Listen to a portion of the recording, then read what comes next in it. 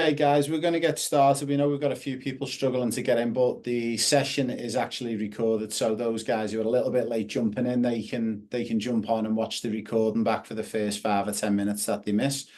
So we're very excited. Some of you've probably seen in our podcasts and some of our socials is Stuart McClarty from Leicester City. A big warm welcome and a big thank you, Stuart, for giving us 45 minutes of your time this morning in the UK.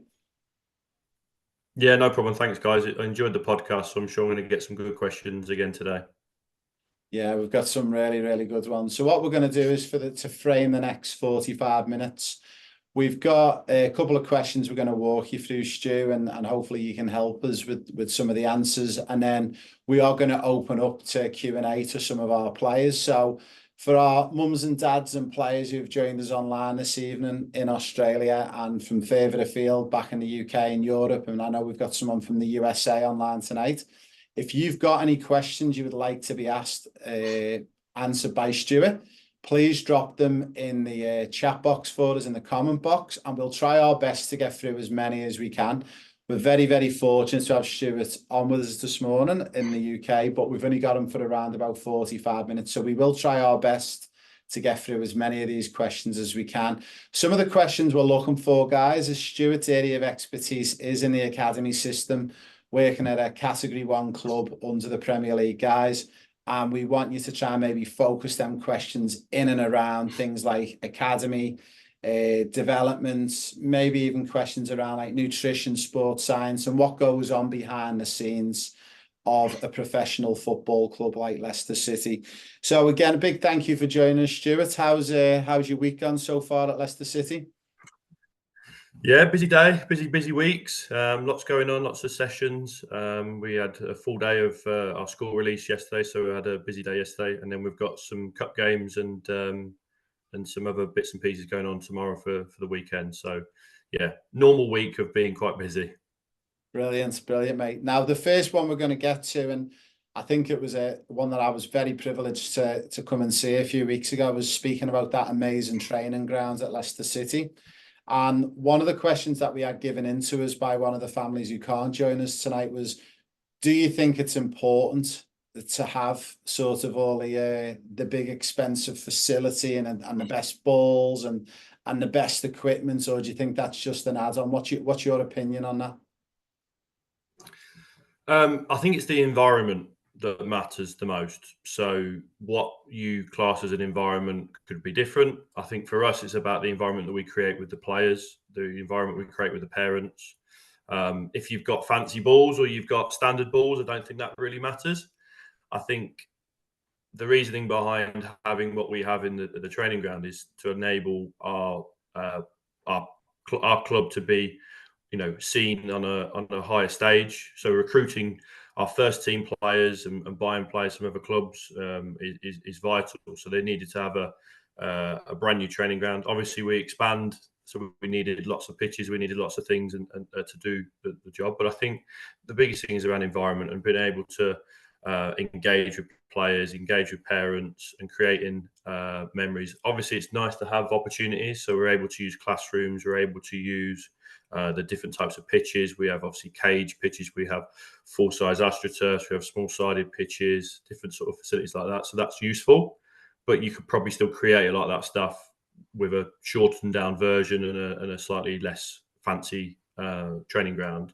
Some of the best work I've seen has been done with one or two astroturf pitches, and that's all they have. So for me, it's around, okay, it's lovely to have these things, and obviously it's amazing for any member of staff to do that. But for myself, it's around the environment that you create and ensuring that we are providing good quality sessions. We're engaging the parents in that process, and we're supporting them through that journey of developing as a person as well as a player. Yeah, that's amazing. Yeah, it's a really good way to look at it, because we are quite fortunate in some of the areas in Australia to have some of the 4G facilities and pitches, but also some of the areas we're not. And it's one of the things that we try and really encourage families and players and clubs that we work with, that to make the most of what you've got. And sometimes that can be coming up with inventive ideas and having different options for games. Now, one of the next ones that we got was, how important do you think it is in the early ages that the kids all have a ball at the feet? Because it's quite a, I'd say it's one that we're getting away from in Australia, but you still see a lot of club football going on in Australia where there's one ball, there's 14 kids running around. What's your sort of version on this, Stu? Do you truly believe at the younger age they should all be having balls at the feet, lots of repetition? Or do you think it is okay just to have one ball? I think that there was some research and some of the things that I've been involved in with the English FA, as well as some of the courses that they deliver. They sort of use a real simple phrase, that sort of the foundation phase, so the very youngest age groups, all the way from sort of under 5 to under 11, if you like. It's about me and my ball, because at that age, their child development is around being selfish and looking after themselves and doing what they want to do with the ball. They want to play, they want to use those things.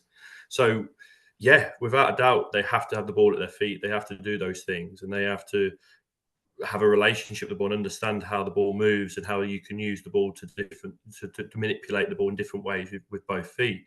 So yeah, I think there's an element of that. The passing part is always part of that. You're not, when you play a match, you're always going to be there's elements of passing, but that comes a little bit later down the line, because they start to, it's me, my ball, and my friend is generally the sort of feeling as they start to move through to slightly older age groups, probably around 10, 11 for some of the younger ones, and then maybe 12s to 13s.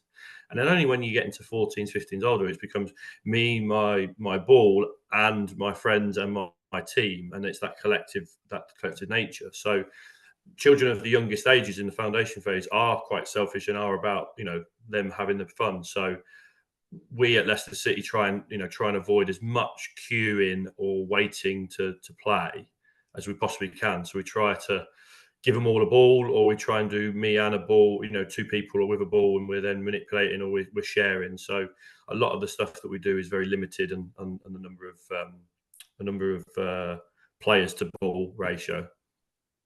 Brilliant, brilliant.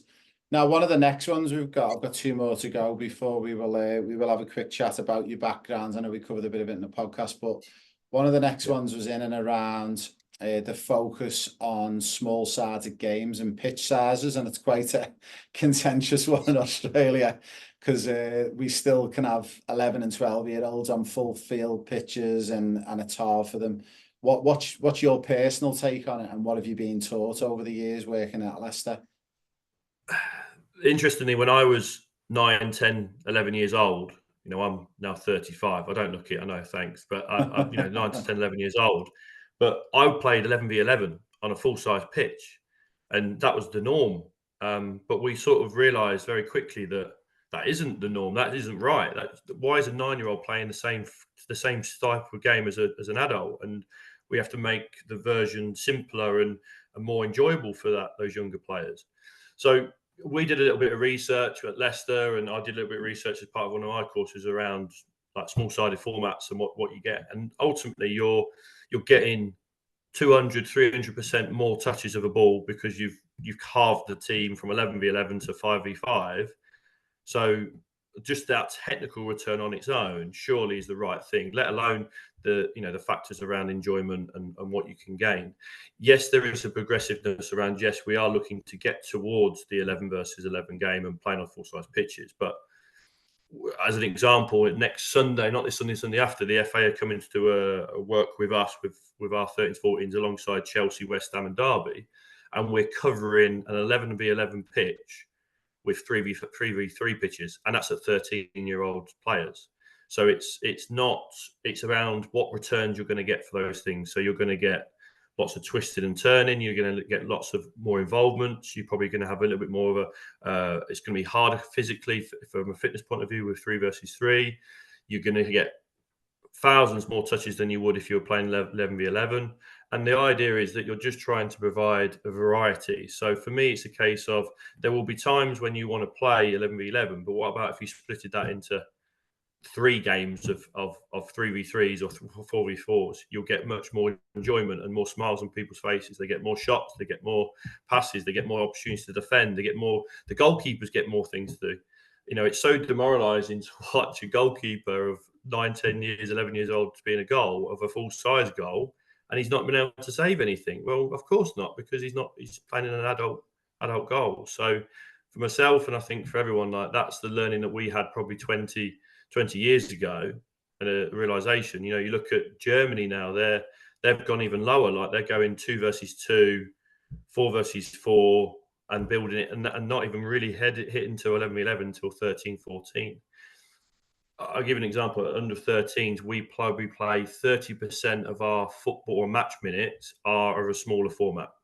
So even at 13 years old, we're not playing 11v11 every week. We play 7v7, 5 versus 5, 3v3 next weekend, and so on and so on. So it's a variety as they get older, but at the youngest age groups, it's really important that you find out what fits for them. And you just have to look at the smiles on the faces and the enjoyment and the amount of touches they have. Sure, that for me is the data backs up anything around those things. Yeah, it's amazing. I'd really lucky to see an academy down in Sydney a few weeks ago, and they were actually following that same premise. It was a German guy as well, believe it or not. And they had 14 years of age doing 3v3s. And exactly what you said, there was smiles, it was high intensity, everyone was getting a touch of the ball. And I think, like, one of the things for our players as well that we try and encourage, and one of the things we're going to push out to them, is that going back to the days of playing football in the park or in the street with your friends, we need to bring some of that street football or park football back. And what we're trying to encourage them to do is get out with your friends, go and do 2v2s, go and do 3v3s. You don't need the best equipment. You literally need 4 jackets, a ball, and off you go. And I think we all remember in the younger days when we all played ourselves, they were the best days when you were playing them 2v2s and 3v3s. And I'm so glad that you touched on that, and about the technical build-up that they get because of the amount of the ball they're actually seeing. And the big thing for me as well, it's amazing when kids enjoy it and have a smile on their face.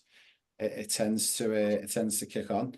Now, we're just going to talk a little bit, maybe for those guys that didn't see the podcast, but just maybe a little bit of a very quick brief overview for 3 to 5 minutes, Stu, just on where you first started your coaching career, and then where obviously you are now at Leicester. Yep. So was a player, not a high level player.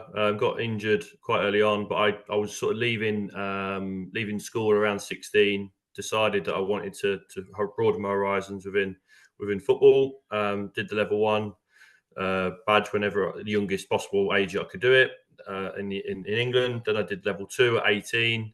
And then I was able to succeed at 21 and get the UEFA B. So I knew early on that I probably had a bit of a bug for it. So I enjoyed it, and I got some exposure with regards to doing some work with some grassroots players and grassroots teams and practice my coaching. And then I left university. I actually did a university degree in physiotherapy just to broaden my knowledge again around sports and where I felt that I may be able to get a full-time job. That didn't work out. So I didn't really enjoy the physiotherapy. It was more around the coaching. So then I ended up having a schools business as such, going into schools in England to develop the PE lessons. In England, we had a bit of a problem with regards to the main primary school teachers aren't the most skilled in PE. So I moved into that for a few years. So I was 1 minute doing gymnastics, the next minute doing some football at lunchtime, the next minute I'm doing dance, or I'm doing hockey and all these different basketball, all these different sports were part of the PE lessons and following a curriculum. But it gave me an opportunity to practice coaching, sports coaching, working with different ages around 5 to 11, and adapting week in, week out. So it was excellent to be able to do that over a period of years. Part of that, I worked in the half terms and summer projects and weekends with Manchester United, part of their soccer schools project. So was able to travel the world and do some things in Norway, in Bulgaria, in Kenya, and different things like that. So I was able to put lots of different experiences, and again, everything was difficult and challenging. I'd go to Norway and it was absolutely freezing cold, and having to deal with that. You go to Kenya and I'm having to move a big cow off the pitch because all they had was 2 rocks as goals, and it was like, right, there's a big cow on the field and that's our football pitch. So culturally, there's so many differences, to that. I had to have a translator for the Kenyan team that I was working with because they all spoke French, and I learned a few bits of French. So I'm coaching in different language. And then I moved to Leicester City about 11 years ago now, just over 11 years. So we've had that journey where I came in full time, working in the foundation phase, coaching 9s, 10s, and 11-year-olds, and supporting the program at 6s and 7s before they joined the academy at under 9s, so 8 and 9-year-olds. And then I progressed through the phase into I was an age group coach at 13s and 14s and 15s, and now my current role is I am overseeing the coaching and the development and the pathway of the players at 13s, 14s, and 15s. So my role is just to support that program and continue to coach and still to be around those players. And obviously, through those 11 years, we've had some highs and lows and lots of different things, promotions and relegations and all sorts of things with ownerships and new training grounds. So I had to deal with a lot of different stuff along the way. And then obviously I did a little bit of stuff with the English FA around some of the courses. So I was a tutor delivering some of the early stages of the coaching curriculum, so level 1s and level 2s. And we got around that. So I worked with some of those boys. So it was good in that sense that we're doing those sort of things. So yeah, it's a positive. So I hope that helps. No, that's great, mate. That's really, really good. So one thing, obviously, you mentioned, we've got quite a few Manchester United fans, as you are, on our programme. What was one of the things that you took away from your time at Manchester United that in regards to like maybe that you learned to help players with in regards to development or something along them lines? Was there anything that you can think that you took away from working with Manchester United? Yeah, the high level nature of the clubs, the actual coaching, the coaches and the staff were excellent. What also happened was we always promoted the history of the club every time that we visited a club or a country. We always had to present something around the club and showed the history of where they come and how we promote youth. And then a lot of the principles that they used over those years is what we've done over those years and been able to promote through the coaching and all the things that we've done. So we sort of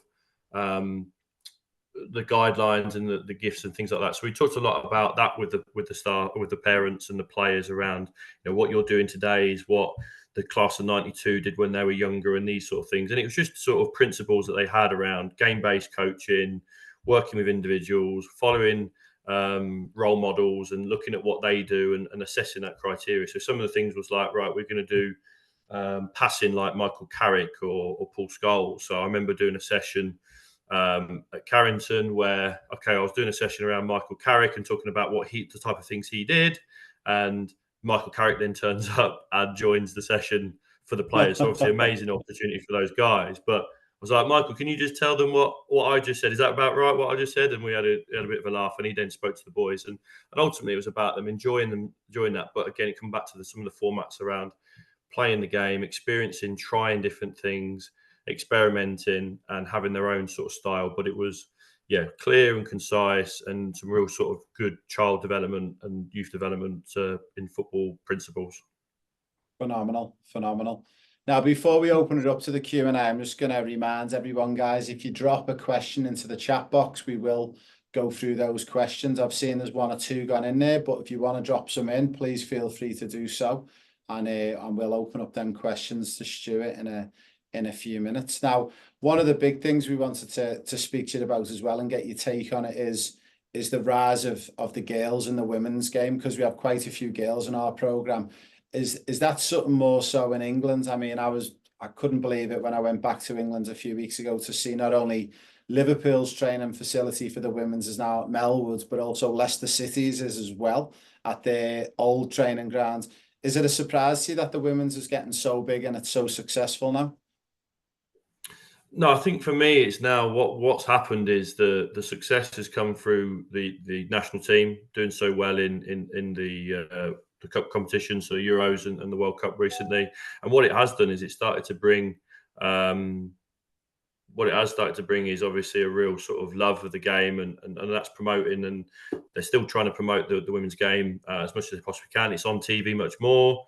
The crowds are growing, weekly. That you look at some, they're selling out stadiums now, and it's a completely different environment and different experience for everybody. And I think the the academy system slightly different in the way they run it, but ultimately, like, it's becoming much more professionalized, much more to the point where people are now realizing that there's a career or there's a pathway for them to get into the women's game. The WSL is obviously coming away from the Women's Super League is going to come away from the FA soon, and it will be similar to run like the Premier League, so a standalone business that they'll have themselves. So I think in the next 3 to 5 years, it's going to boom in even more, and then the academy system will sort of form even bigger. So that pathway that we'll have will be even stronger, and I'm hoping that we'll have better players and better staff, and we can then connect even more between our academies in the boys and the academies in the girls. You know, some of the best clubs that I know have boys and girls academies in the same place. You know, so Yeah. I was lucky to go to Manchester City last week on a study visit, and you had the girls academy under 14s and you had the boys academy under 14s near enough in the same building at the same place at the same time. Obviously, things slightly different, but ultimately that's what the connections were between the clubs, and that's the utopia I think for us, is that, you know, that there's no difference between the boys and the girls, and everyone gets a good opportunity to develop themselves as people as well as footballers, and have a career or pathway in the game. Oh, brilliant, brilliant. Now, before we go to the question, I've just got one more thing to ask you, Stu. So one of the common ones we always get from a lot of families and players, and I'd just be interested to see what you believe it is, but what's the one thing that you think of a boy or girl's aspiring to play football as high as they can? What's the one thing that you'd look for as a coach and as one of the, you know, the highest coaches in the UK look for? What's the first thing? I think for me it's a case of, and what every coach loves is a player who asks questions, really good questions about how they get better at something. You know, I can give you a bit of an example. There was a player that we had on trial, doing well. There was a difference of opinions. Where do we think he's going to go? What do we think? He's okay. And some people were saying, yes, sign the player. Some people were saying, not really sure that he's going to help. But the defining factor was the way that he was demanding, you know, asking questions and going, well, how do I do this better? Or what am I trying to do here? Not the standard, how do you think I did, coach? It was more, he went, you know, when you said about I was playing as centre back and I needed to do this thing, what do you mean by that? Or how can I do that? But I also need to do that. So it's about, if I try and put it into a topic, would be being a good learner, willing to be confident to ask those questions, because we're always looking for potential. We're not looking for performance now. So there was players that come into our system at 7, 8, 9, 10 years old who are performance now players, but they may not always have the potential of someone who comes in. You know, we've had some success with players that have come in later down in the academy pathway at 14s, 15s, who are now striving because they just wasn't given an opportunity younger, but what they did have was a real need to develop and learn, and had a desire to get better at the things that they needed to get better at. So we're always trying to strive for those things as a coach, to see if we can find those things or try and ignite that in some of our players. Brilliant, amazing answer. And I think that's a useful one for all of our players who are online watching and listening, is, you know, asking questions and ask as many as you can. And communication, as you all know, is so important. Now, one of the questions that we've got, and the first one is, do the academy players do where is it now? Apologies. How many gym S&C sessions do juniors do per week for 14s to 16s? That's a good question. That's from Chad. Okay, thanks, Chad. Yeah, so what happens is, under 12s, it's one S&C session in the gym. 13s will start at 1, and then halfway through the season will progress to 2. And at 14s, 15s, and 16s, they will do 2 gym sessions a week, around about 30 to 35 minutes. And as they go through those age groups and they are part of their maturation, once they go through their peak height velocity, they'll start to grow into having more weight-based stuff. So at 12s, 13s, mostly that haven't really hit their PHV or starting through that, it's about learning the techniques and the aspects of what they need to do in the gym, and just learning the protocol around some things in the gym, and doing sort of body weight exercises. And then as they grow through that, 13s, 14s, 15s, and through their peak height velocity, they'll start to load slightly up with some of the weight, but more it's around the technical aspects around, you know, learning how to do certain things. So squats, lunges, and then using the equipment we have at the training ground to make sure they're doing things safely. So it's more like a long-term induction, if you like. Brilliant. Great question, Chad. Thank you very much for that. Now, next question we've got is from Orion, and he said, what do you guys work on in an academy? So as an example, what would a day look like for a player in the academy at Leicester City? So I can give you an example. So anything, the young ones, so 9s to 11s would be in the evenings. They would do the youngest age groups would just do evening sessions and weekend sessions or matches, and that's very much game based. They keep it very simple. They're working on 1v1 duels, 2v1, 3v1, 3v2s. We have some things called core moves. So if you wanted to do a bit of research around the English FA's core move program, that's just come out recently in the last year or two, and what that is around some of the things around certain technical core moves so it's not individual, it's more around how you do combination play, so give and goes or 1-2s or overlaps, diagonal run, straight passes. That's mostly the work they do, so foundational sort of stuff. And as you progress into the 12s and upwards, we start to do 12s to 14s. They'll do a day release. So I was just saying at the start, a school release. So we are able to take them out of school once a week.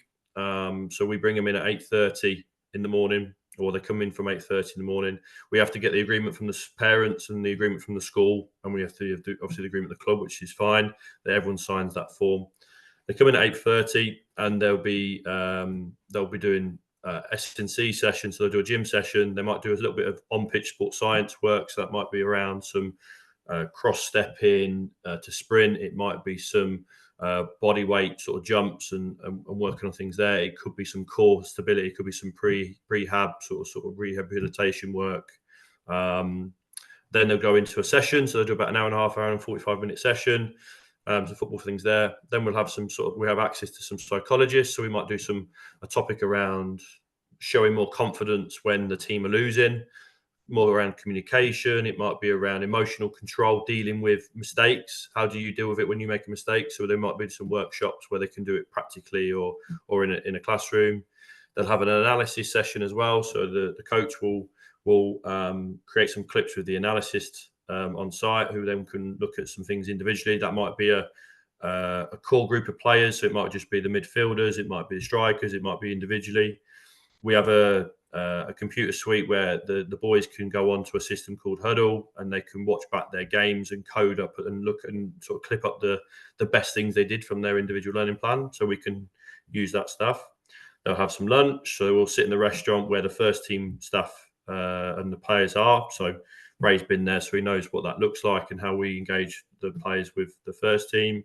And then what they'll do in the afternoon is they'll have something a little bit more relaxed, a little bit more chilled, because obviously it's a long day. So we might do. So yesterday we did cage games. So we did like a mixed age group, 13s, 14s, 15s cage day, where we're doing different games, little tournaments, small sided things again, in our two cages. And then they will finish the day, get showered and changed, and then at 4 o'clock till 6 o'clock is when they'll do their education. So they go upstairs to the classrooms that we have at the facility, and then we bring teachers in who are experts in all those subjects. And then what they do is that they then go and do their work for 2 hours that they've missed during the day. So the teachers of the school will send them the work that they need, and they'll catch up with the work they need to do from that point of view. And if they're behind on their subjects or their behaviour is not good, they don't come to day release. They go back to school and they miss out on doing some of those things. So hopefully that helps a little bit on what a day would look like on a school or a day release that we have at Leicester. Yeah, that's amazing, mate. I know that's going to excite a lot of our players listening to that, because in Australia there isn't really any models where there's an opportunity to come in on a full-time basis. There is at private schools, but not within the club setup yet. And it's one thing hopefully the clubs will address and get to that point in the future, whether it be in the next 5 or 10 years.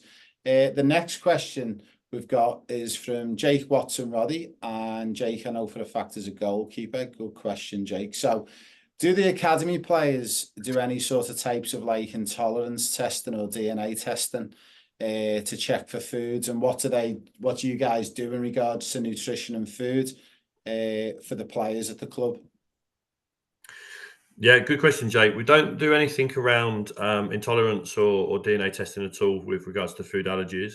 Or anything around those sort of things. What we have is a nutritionist that works with us full time, and part of that day release program, he'll do some nutritional workshops with the players. Ironically, the other week they did a blind taste testing. So the nutritionist would bring some things in. So he had tomatoes and he had beetroot and he had pineapples and all these different things that would be really helpful for the boys to try. And then they would obviously blindfold on and try those things, and then they would rate it whether they liked it or not and what they thought it might be. They did peppers and onions and all different things, and it was just to try and experience different foods, because sometimes culturally or they're so focused on eating the things that they really like that they don't see there's other things out there that might be really useful for them to eat as well. So I think there's a lot of education around what they eat before training, what they eat after training, and they've got like a bit of a resource. We have a like a meal hub, so all the meals that are cooked in the restaurant at the academy and the first team is able for parents to see and be able to access and do at home. So some of the stuff around pre-match or post-match they can eat, and then also our parents then get educated as well through our nutritionist, where they can access it, to see what the things they need to drink and what they need to eat, and we monitor that progress that way. So it's more of an educational piece, and ironically, it's probably more for the parents because they're the ones that are going to cook the meals and look after them the most. We just try and educate the boys at the younger age groups around what they need to think about eating or how much they should be drinking as they go through the sessions and matches, especially when they're with us all day. They make sure that they eat the right things throughout that day. Brilliant. Great question, Jake, as well. Obviously, I think I told you, Stuart, we employed the intolerance testing and DNA testing for our players on our program, just to make sure what fuel is right and goes in. And it amazes me that there's a lot of clubs doing this now, and not just the Premier League, but the top level all around the world. But there's still a few clubs still not doing it. We've got a bit of a test going on in the next couple of weeks. I'm back across on the 25th of March for 2 weeks, and we're actually getting the Tranmere Rovers first team boys involved with some DNA testing and tolerance testing, so it should be good. We'll share the results with you. Yeah, please do, because we're always quite looking at staying with the curve of all the new stuff. So if you think that's useful, then great. Yeah, I'll pass it on to the nutritionist. Now, we've got a good question from Mayor Allsop. So, is there any difference that you're aware of in the training programs in England between boys and girls? And if so, why? I think not really around the training programs as such, or around the coaching programs. I think are very similar. Like the style of football or the way that we want to try and aspire towards is what is very similar in that sense. When I've spoken, I know a member of staff who works from the ladies as well as the men's. He sort of works a little bit with the academy side with the boys and a little bit of the academy side with the girls. And there's not really much difference. I think the only things that they really look at is obviously the potential differences physiologically. So how they are growing and what they're doing going through puberty and all the other things that are changing with their bodies as they go through those years. So sports science wise, there's a huge difference on those things. There's a lot of research that's coming out around knee injuries in females because obviously the differences, but that's still education that everyone needs to develop and get better at understanding and what that looks like. So I think there will be some differences around sort of physical programs, but maybe not so much around the coaching programs. Training session wise is like the environment is the environment that they're creating and what they're offering. I think there's still the top layer around what they're trying to aspire, what they're trying to deliver is exactly. Maybe the levels are slightly different in the sense of what we're trying to achieve, but ultimately that's it. That's all it really would be. Brilliant. Great question, Maya. Now, next one from Nikki, and this is a good one. So for players who do individual training or one-on-one training, do you think players should be focusing on one aspect or area of the game, or should they be doing a mix of maybe 5 or 6 different things within that individual session? What's your opinion? Yeah, for me, it's an interesting one because the one-to-one sessions can be quite limited on what you can focus on. So if you were looking to focus on dribbling and beating a player, it's quite hard to do because you're on your own or you've got that coach that's there with you. However, I think there is elements that you can get. I think one-to-one coaching for me builds psychological traits and mostly around confidence to do things and improving those aspects. More of a smaller format around 1-4, so you get sort of that little bit of competition between different people and that sort of different characteristics. But I think whenever I'm going for a coaching session, I'm going for one thing and one thing only. I think if I work for 5 or 6 things, I just don't think I'm going to work on those things enough. If I was going to be really sort of scientific and go into detail around some things that we're talking about around coaching methodology at the moment, is around retrieval practice. So retrieval learning and retrieval practice is around where you process something and then you forget it and you bring it back again. So if you're working on 6 things, you're going to forget it, but you're probably going to not be able to retrieve that quick enough. So you may be 2 to 3 things is probably a better way of working, where you may work on one session. This is what I'm working on. Leave it alone for a week, come back to it, and then you're focusing on that retrieval practice of bringing that information back that you had the week before and keep bringing it back to yourself. I would always look at your priorities. What are your super strengths? What are the main things that you want to make amazing?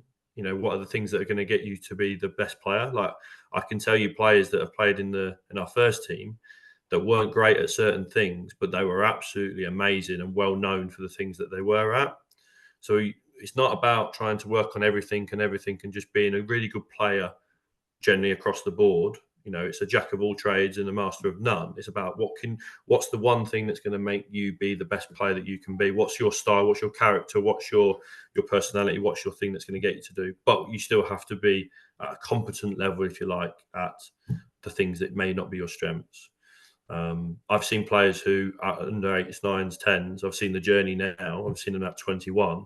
They still look very similar to what they did at 8, 9s, and 10s, but they've just made sure that the things that they were really good at 8s, 9s, and 10s have still stayed with them as they've gone into the 21s at Leicester City, or they've moved on to first team football elsewhere. So it's about making sure that you nail down what are you about, what's your strengths, and then work on the other things now and again when you can. Brilliant. Great question. Now, we're getting against time, guys. We've probably got time for 2 more questions, if that's okay with you, Stuart, because I know you've got to run. But next question, this is a great one. This is from Phoenix Thatcher. Does the academy at Leicester offer any individual trainers, any individual programs that you get them to follow as such outside of the group setting? Yeah, so they get an individual gym program. So all our players can do some things at home. They don't do too much around. We don't expect them to do weights and things like that. But there's some body weight exercises that they can do. There's some stretching program that they'll get, especially when they're going through the growth stages around, sort of maturing around 12s to 15s. They need to have those stretching programs and their recovery programs and things like that. That's quite bespoke, depending on what type of injuries they may have had in the past. Some players may have more issues with their knees, and some more players will have issues with their heels, but they're a bit of both. So you work in a program there. From a coaching point of view, we generally try and put some sort of individual practices in there. We'll try and do those things. So there may be a practice that we are, targeting for one individual, 2 individuals, but there's 5 or 6 in the room, or in the practice. Or it will be a case of, me, myself, pulling out players or pulling out a collection of 2 or 3 players who are working on the same theme and work on those things. We do something called ILP practice, which is individual learning plan practice. So we plan the coaches or plan the players to work on 2s and 3s and 4s, small practices that will fit to what they need to improve on, all the things that they're trying to do. So you might have one group doing finishing, another group's doing 1v1 defending, 1v1 attacking. You might have a group that's working on pass, distribution. So they get the opportunity to practice those things. But what our old training ground, and Ray probably remembers this from his time with us, was the big saying in the dome was the big, huge post that we had was champions are made when no one's watching. So that those things when you are trying to work on those things when you're not around the training ground, or what we try and do is invite people in half an hour before or stay for another half an hour afterwards. So my session is normally 2.5 hours long because I've got players that are coming in 45 minutes, half an hour early because they want extra time with myself or the other coaches, and that's great. And they've asked for that. And then there's other coaches that say we'll stay behind for another 20 minutes and we can discuss and chat, and we can do some practices around some of the things that they can do at home. So keeping simple practices and showing them simple practices that they can then practice in the park or in the garden or wherever else that they can deliver and practice. So yeah, it's there's not so much always a one-to-one individual coach, but there would be opportunities to tap into the coaches, and we're always approachable against that environment that we create. Brilliant. All right, we've got time for one more question, guys, then we are going to have to let Stuart go. Once Stuart has gone, though, guys, please stay on the line because we've got probably another 10 minutes to go for the call. We've got to update you with some things around our web-based portal. Now, I love this final question from Colin. How important is it to start specialising in a particular position of the pitch, and when should players start to specialise in a position? Yeah, it's a really tricky one. I've seen it where players at a younger age have got, I've always played in one position and they've always done that and they've been able to develop that position and be an expert. We had a player who came through our system as a striker. He was left-footed and he had his debut as a left-back because they needed someone to go on the pitch and he was a squad player and he ended up having that. That was Jeff Schlupp. So those things happen. Those things do happen. And now he's playing as a number 8 in midfield for Crystal Palace. And you're like, wow, that's a real change around. I think from a holistic point of view, and if I was talking about that, we would be narrowing down as we go through the age groups. So at 13s, 14s, 15s, it's 2 positions, a primary and a secondary position. And then when you're looking at 16s, you're looking at, right, what's the best position for them to gain themselves a scholarship and an academy place for the under 18s when they start to be paid and be part of the, a full-time employee with the club as such. So we try and don't do that. Goalkeepers are a little bit different. So goalkeepers, you may be coming in at 9s, 10s, 11s, and that's your position. Interestingly enough, we've just signed a player into the under 14s 6 months ago who was an outfield player until under 11, was released as an outfield player at another club, decided he fancied going in goal and tried that for a couple of years and then got scouted as a goalkeeper for us to then join at Leicester City. So there is no set pattern, there is no set rule, but I would look at it from a physical development point of view. If you always play as a centre back, you're very limited on what you actually gain physically because you're going to be running behind to defend the space behind and you're going to do short, sharp stuff in front of you. You're not going to do too much of twisting and turning and not doing too much agility because of the position you're playing. If you play a little bit wider on the fullback or a wide positions, you may not be involved in the game as much because of the positions that you would be in. So I think from a primary and a secondary point of view, we try and put some of our wingers inside and give them an exposure of midfield. So we try and layer up the midfield a little bit or the central areas a little bit more because there's more involvements for those players centrally. And again, those central players may play a little bit wider so they understand the concept of how to create space and what we're looking to try and do individually and narrow them down on some things around duels or whatever it will be. So it's a progress that we're looking at across that time. Even though we think he's going to be a centre-back as a first-team player, doesn't mean that we play him as a centre-back for the whole of his time. Because if you're playing a really good team at centre-back, you're probably not going to have many opportunities to defend and many opportunities to do what you need to practice on because you're playing in a really good team at centre-back. But what you need to do is challenge and find different ways to stress yourself whenever you possibly can. So whether that's, I can't change my position because the coach doesn't want me to change position in his team, then make sure that when you're in training sessions, you put yourself in a position of midfield or you go into somewhere where you're really getting yourself involved in different things and not just pigeonholing yourself to play as a defender and just stand there for 40 minutes, 50 minutes, not really being exposed to the challenges that you need. So partly it's a coach thing, but partly it's about players going to expose themselves to training and doing the extra things that they might need to do in those training sessions to improve those areas. We've got players that have come through our first team that one was an attacking, Ben Nelson was an attacking centre midfielder through his YDP 13s, 14s, 15s years. He's now made his debut and scored last week as a centre back, and that's now where his progress is. So it's a real challenge to know, but we are always trying to give them exposure in different positions So it's not really an answer. I'm really sorry. I couldn't really give you a perfect answer, and there isn't a one size fits all, I'm afraid. But it hopefully gives a bit of a context to help everyone understand that it's about not pigeonholing too early across those years. Amazing, Stuart. A big thank you from me and all the players and parents. We really appreciate you giving up your time today, and I'll be in touch, mate, in the next couple of days, and hopefully I'll get a chance to see you when I'm back across in a few weeks. Yeah, no problem. And if there was anyone that's got burning questions, send them to Ray, and then I'll email Ray back with the answers of anything I can do. So if there's anyone that's got burning questions, I'm a bit tight for time, unfortunately, but hopefully be like a Netflix documentary. You have to wait for another series of me in the future. But if there's anything that you do need me, then please do. All right, I'll let you go, guys. Go, and thanks very much for your time this evening, or this morning for myself, and this evening for you. Thank you. Cheers, guys. And yeah, big thank you to Stuart. So Stuart's going to drop off, guys, but if we can stay online just for 5 minutes, we're just going to update you a little bit just with a couple of updates.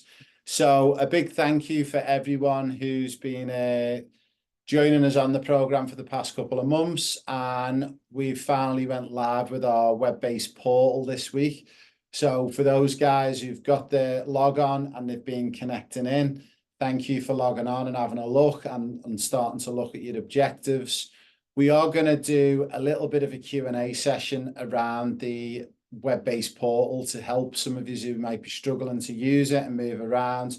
We're also going to be doing a series of videos in the next 7 to 10 days as well. But if you do have any questions or you got any issues around the portal and how the players can not only find their objectives, but how they log the objectives into the portal, please feel free to reach out. Now, we no longer have Ben and Lucy with us at Euro Football Star. They've moved on, but we've got a new member of staff I'm going to introduce you to called Shelley. So I think Shelley's on the line with us, and she's going to just jump on and say a quick hello to everyone. Shelley, are you there at the moment?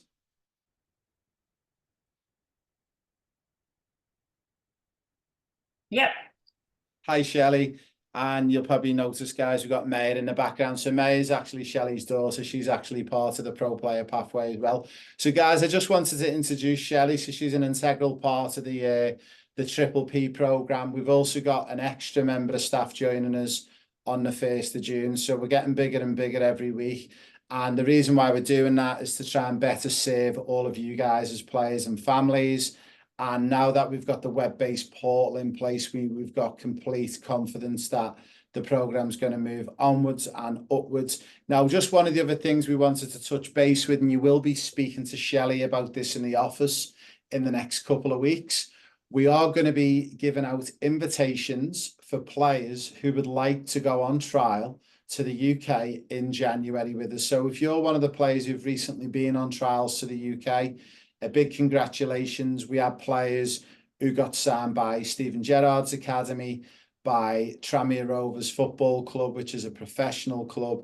And also you would have seen some of the news around players trialing and signing for teams like Bolton Wanderers and also Liverpool. So in the next 4 to 6 weeks, Shelley and the team are going to be sending out an invitation for players to join us in January to go on trials in the UK next year. Now, it's going to be for players who are 15 years of age and older, or players who are going to be turning 16 in August of 2025. So those trial opportunities, as long as you're logged onto your portal, you've started completing your objectives, you will receive an invitation. Now, for players who are aged between 12, 13 and 14, there is an opportunity for you to join us in January as well, but it wouldn't be a trial as such, but it's an opportunity to come and have a look and a touch and a feel of what the facilities are like at some of the pro clubs where you might end up as a player. So again, guys, we're going to send all this information out. If you've got any questions or queries around the Pro Player Pathway portal and the web-based portal, feel free to drop us an email, drop us a phone call into the office between hours of 9 and 5. If it's out of the hours, we will pick up and get back to you within 24 to 48 hours. And we will, if need be, jump on a call with you and walk you through on a Zoom call, how to access and how to use the portal. So a big thank you from me and Shelley and all the guys at Euro Football Start. I know it's late on a Friday night. We're going to let you go. Enjoy your night, and we'll be in touch in the next couple of days with more information. And also, if you missed the beginning of the meeting, we are going to share the link and the password back through the portal. So you're probably aware now that on the portal, you've got all the links for the Zoom meetings, the YouTube channel, and also all the podcasts. And we're excited to have it all in one place and one home for you.